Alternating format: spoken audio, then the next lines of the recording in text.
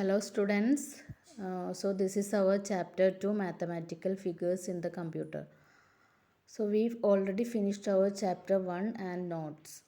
Okay, so here we are going to study about a new software that is called GeoGebra. So all you know about GeoGebra? Okay, you studied in 6th standard about GeoGebra. So what is the use of GeoGebra? GeoGebra is a mathematical software used to find angles between lines, draw lines, find intersecting points. We can draw circles, triangles, etc. Okay, ഒരുപാട് uses ഉണ്ട് അല്ലേ? So this is our GeoGebra window and above that window we can see some tools are there. So ഈ ഒരു tools എല്ലാം നമ്മൾ ഒരുപാട് use ഉണ്ട് ഈ എല്ലാ ടൂൾസിനും കുറേ ടൂൾസും ഉണ്ട് നമ്മുടെ GeoGebra software.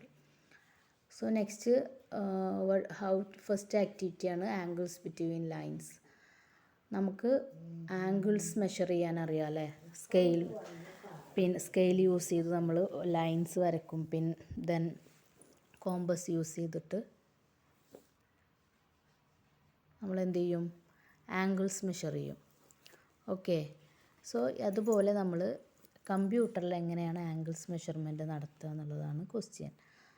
How to find angles between lines. So first step, open GeoGebra software, then draw two lines that intersect using line tool. So line tool use ചെയ്തിട്ട് നമ്മൾ രണ്ട് ലൈൻസ് വരക്കുക. Then use intersect tool, click on two lines and find out intersection point. Intersecting tool use ചെയ്തിട്ട് intersection point കണ്ടുപിടിക്കുക. അതായത് ആ രണ്ട് ലൈനിൻ്റെ മുകളിലും ക്ലിക്ക് ചെയ്ത് കഴിഞ്ഞാൽ നമുക്ക് ഇൻ്റർസെക്ഷൻ പോയിൻറ്റ് കിട്ടും. Next use angle tool to measure the angles. അതായത് ആംഗിൾ ടൂൾ എടുത്തിട്ട് നമ്മൾ എന്ത് ചെയ്യാം?